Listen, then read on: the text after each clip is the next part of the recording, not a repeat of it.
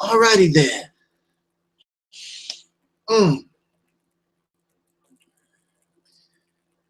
In the name of my ancestors, peace forever and always, and welcome to another edition of what I call the Reality's Tip on Earth Internet Ministry. I am the gatekeeper or the host of this particular program, known here on social media as the mighty Angel Snub 7. I am your brother and hopefully your friend, Taalik Ibn'rad. Okay, let me see. Let me set up my chat. Welcome to my first attempt at Google Hangout. I appreciate it. For those who just so happen to have nothing to do, you play it on YouTube and you see me screwing around with this, and you wish to probably participate and interact with me live, I thank you so much for joining me. We are just testing the water, as you say, until we can get used to this new form of media.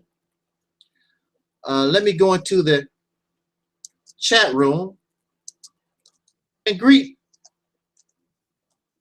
anybody that so happens to decide to show up for this live broadcast. I appreciate each and every one of you. I was just practicing. Woo! Tongue-tied. It is too early in the morning for this, but I'm here and we're going to try to get this job done. I want to thank the person who was giving me likes while I'm trying to get this thing together. I thank you so much. It's amazing. So we're here and we're going to talk a few minutes. And the subject that I've chosen to speak about is we want to talk about the difference between a Malcolm X and a Louis Farrakhan. As many of you know, I'm very critical of Minister Louis Farrakhan, and many people view me as a hater or jealous and things of this nature. Brothers and sisters, we have no time to be a hater. We have no time to be jealous. There's a thing called constructive criticism. I want us to be successful. I don't care who gets the job done. However, if clearly you are on a path that is not working, why are you still going that way? It makes no sense. So it's not about trying to bring somebody down. It's not about division. It's about the liberation of these who are the descendants of slaves born in America having dark skin, point blank. You're wasting time to continue a method or an ideology or something that is not working. That's what we want to talk about. Now, Louis Farrakhan said that Malcolm X was his brother. Malcolm X was his teacher. But Louis Farrakhan decided when there was conflict between Malcolm X and his teacher, the Honorable Elijah Muhammad, Louis Farrakhan decided, I'm going to ride with Elijah. And that's all well and good. You ride with Elijah. However, in riding with Elijah, and all those who decided to ride with Elijah, did you really jump on the right train? And we're going to talk about this really quickly. The difference, one of the differences between Malcolm X and Louis Farrakhan is that although both of them had the same teacher, Malcolm X's mentality was more independent. Malcolm X, when he first joined the nation, he was very appreciative. The teachings awakened a mind that was already there. Many say that Elijah Muhammad made Malcolm X. No, Malcolm was already Malcolm. Elijah Muhammad was part of the trigger because he already had an idea of the struggle. His parents were Garveyites. So I'm pretty sure he listened to his father preach and teach, and his mother. He was already in that environment. But due to the fact that his father was murdered and his mother was cast into an insane asylum, his family was broken up, then he was thrown, as you could say, into the den, into the lion's den. And the world got a hold of Malcolm, and he began to practice criminal activity and outright Negroism, because the house that kept him together, it was destroyed. It's the same thing like many of you who joined the Nation of Islam. When many of you leave the Nation of Islam, you go back to drinking. Many of you go back to eating pork and hoe-hopping and all the stuff that you've done because you're out of your house and you don't have the strength. And we expect us, he was a little boy. He didn't have no choice. Here you are, grown men and women. And once outside of that which keep you strong, then you just fall apart. And you, unlike Malcolm, you're an adult. So Malcolm's mind, it was awakened by the teachings of the Honorable Elijah Muhammad. It was already there, just like myself. I was influenced by the Honorable Elijah Muhammad, but that something that causes us to be attracted to this struggle. See, Malcolm was attracted to this struggle. Even Minister Farrakhan in his young life when he talks, we are people, we were born, we are attracted to the struggle. No matter how hard I try, no matter what I do, I can't get this struggle out of my mind. It's just part of me. I don't know why. You think that's a good thing? I mean, it is a good thing, but it seemed like you were born for this time period. You were born for this.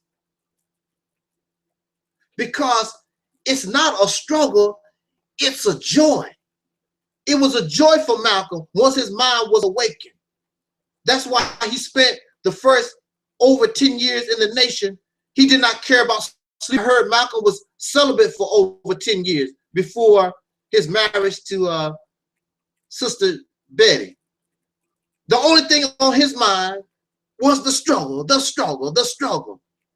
The struggle was having fun. For me and for Malcolm, and probably even for Minister Farrakhan, it's a joy. You have fun. It's like getting a high, like being drug addicted. See, that's the way all of us should feel about being in the struggle. You should be wanting to fight and bang on the beast, as Brother Sarah Sudenseti always say. That should bring us some kind of joy. It brings me joy.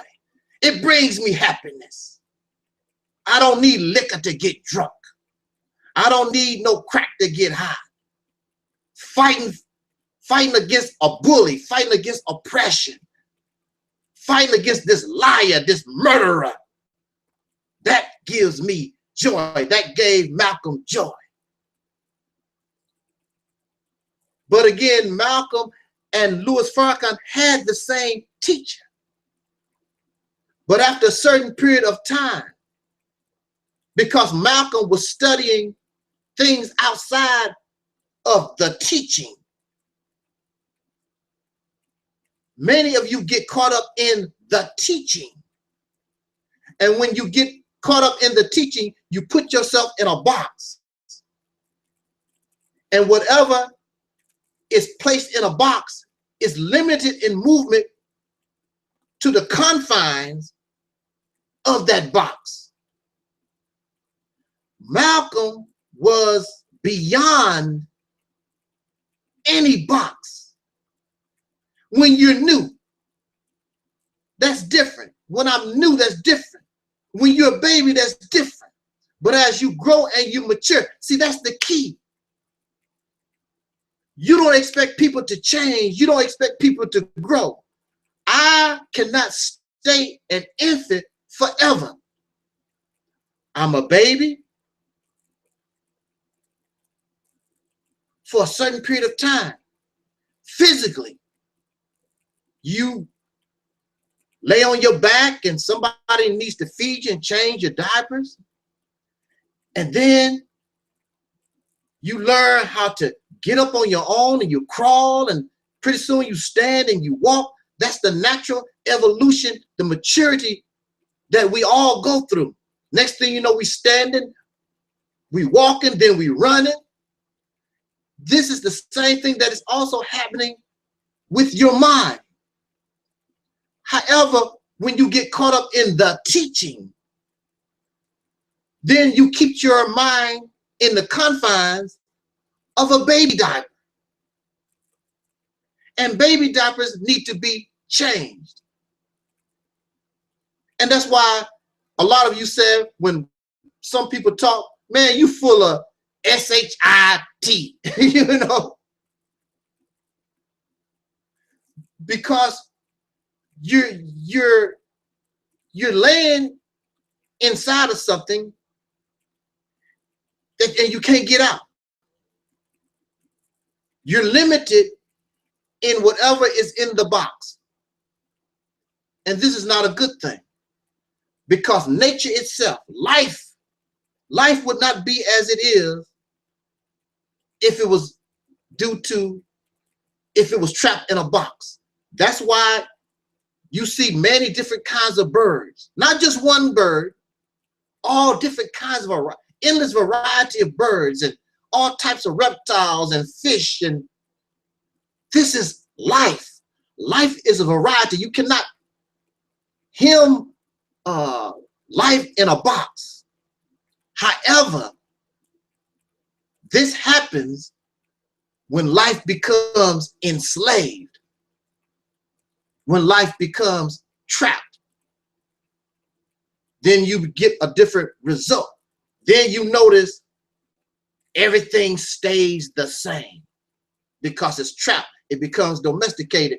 Malcolm did not have a mind that could be domesticated. He began thinking and for himself, and because he was also reaching out to other various resources of information outside of the teachings. Unlike Minister Louis Farrakhan, who may reach out to a certain point to certain resources just so that it can verify the teachings, so it can support the teachings, so it can support the belief. There's a difference in seeking information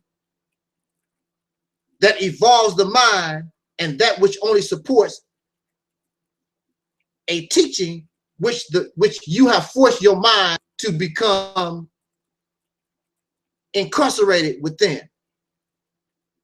So since Malcolm X had this outside thinking, this mentality, then you are in an organization that wants all its believers to think and act and move a certain way.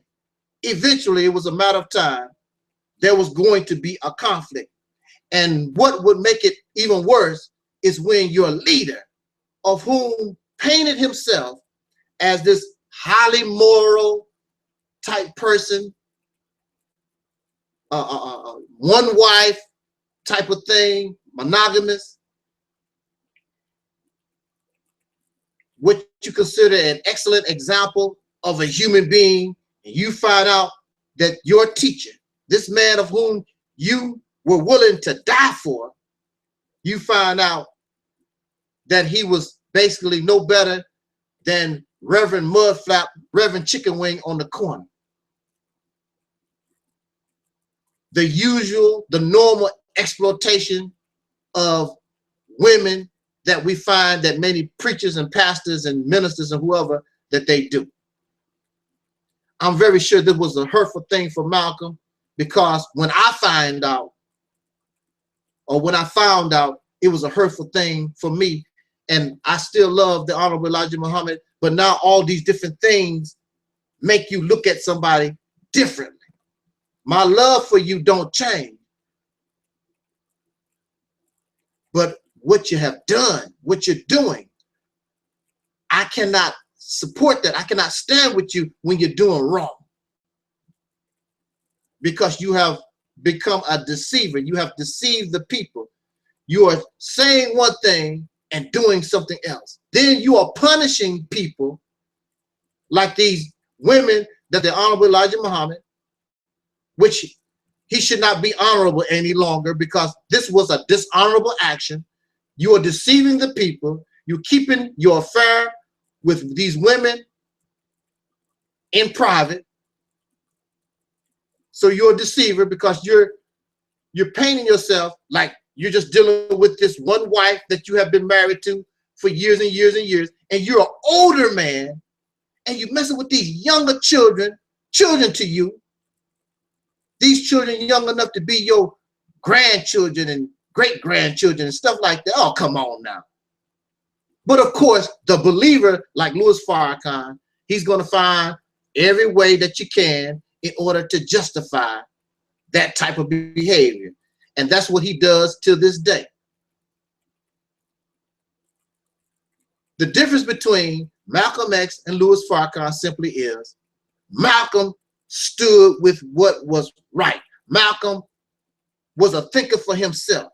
He thought he was thinking outside of the box and dealing with the reality that the descendants of slaves born in America, what we face, he was dealing with this from a real point of view rather than just due to the teachings, because the teachings limit you.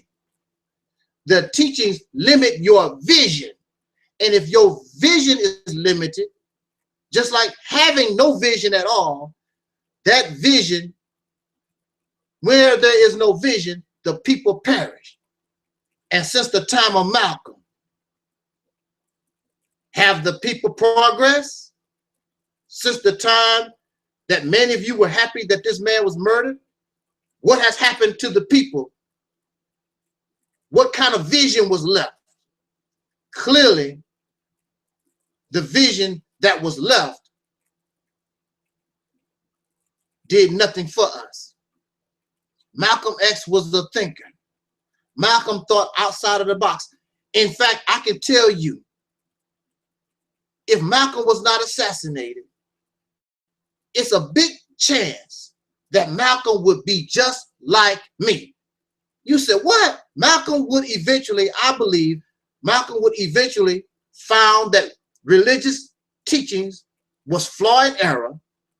Malcolm would become just like me. I have no doubt about it because of his mentality. You could tell Malcolm, even when he began to go out on his own outside of the Nation of Islam, Malcolm separated religion from the political movement. There was a reason for that. Malcolm, the man was very, very intelligent, very smart. The worst mistake the Negro could have done is sit around due to some silly stuff, because it was silly, childish, that you murdered this man. Louis Farrakhan cannot think outside of his religious belief system, and that's a severe problem. You can find things outside of your belief system, but only to support what you believe. Malcolm did not care. Well, he did care. He loved the Honorable Elijah Muhammad. But Malcolm X loved what was right. You love what is right first. You love righteousness first. I don't care about your celebrity. I don't care who you are. When you're wrong, you're wrong. I don't support that. And that's what Malcolm done. He saw that what was going on was not right, and he did not support that. But you had a lot of people who was perpetrating a fraud, faking the funk, trying to pretend to look right, they was wrong. And that's why they could accept this. And then 10 years later, all of it was destroyed. And even though Louis Farrakhan, although Louis Farrakhan can fill up auditoriums, and his version of the Nation of Islam is nowhere near what Malcolm and Elijah Muhammad built. In fact, what Malcolm built. It was Elijah Muhammad's nation. It was his effort to keep what Wallace Farrakhan Muhammad alive, that kept it alive, but it was Malcolm who brought it to the plateau, that brought it to the heights that the Nation of Islam reached. It was the creativity, the imagination, tenacity of Malcolm X that made the Nation of Islam. So you can say that Elijah Muhammad made Malcolm, but you can also say that Malcolm made the Nation of Islam because it was nothing. It was just here. It did not become a something till Malcolm showed up and put in the work. People could see that that man was sincere. They could see that that man was honest, and so many other things. You could tell that he had a love for the descendants of slaves born in America having dark skin. Malcolm was alive. Louis Farrakhan is a robot. And you should stop wanting, and you should stop following robots. The one that controls Louis Farrakhan is not alive. He's not here anymore. So he does not really know what to do. Trying to make up things, what I think Elijah Muhammad might do, want him to do. But when you think for yourself, Malcolm was his own man. I love you, Elijah.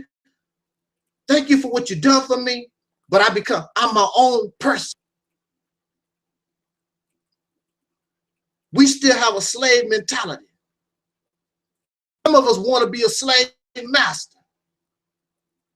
You should be happy that a real master teacher, a real teacher wants his student to evolve and be better than him or her. A real teacher. A real teacher does not want their student to just stay a little lower or be matched up even with the teacher. All teachers strive for their students to be better than them and take discipline to a higher level. This is what you should want. This is life. This is advancement. And since we are not doing that, and you're not getting behind those who can push you toward evolution, of which revolution would cause, then you are still stuck. And you have grown how to tolerate your condition because you can't change it. What they say, if you can't beat them, join them. And you have decided, with all your black power talk and hollering and screaming, I want to be free, you have just decided to join and be part of this racist, wicked system that you claim is falling.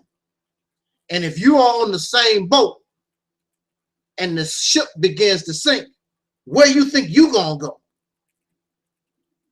Your Allah, your Jehovah, no spaceships, you when that boat sink. Because God, Allah, Jehovah, Yahweh, spaceships, they didn't stop you from becoming a slave to begin with. So what make you think all of a sudden, after hundreds of years, the spaceship and God is going to do something for you now, and after all this time have passed, and we have done nothing to deserve this type of treatment? You would think we should have been saved by some alien or spaceship or God by now. If you don't save yourself, and this is what Malcolm began to understand. Although he was a Muslim, he understood if you don't do nothing to save yourself, it's not going to get, nothing is going to change. He had a conflict of interest with the Honorable Elijah Muhammad, who was teaching that a spaceship is going to come and deal with this devil once and for all. What is ironic and what is funny is that, to me, is that you are willing to sit back and do nothing and wait on a spaceship to come deal with the racist devil, but you can't wait when it comes to black folks. These black Muslims take up guns and bricks and whatever to kill black folks. Can't wait for a spaceship. If Malcolm X was a hypocrite and all like that, why didn't you let Allah deal with that? But you didn't. You sit back and you plan that man's murder. See, this is why we need to get away from this religious crap. It makes you insane. I know some beautiful people, but they are insane because of this religious thing they got going in their head. Otherwise, I mean, they are really some beautiful people. With that said, I just wanted to play with this video chat, and I hope that those who watch this presentation live or watch it later, jot down your comments, think about it, and hopefully in the near future we will be doing this again. Until next time, as Don Cornelius always say, love, peace, and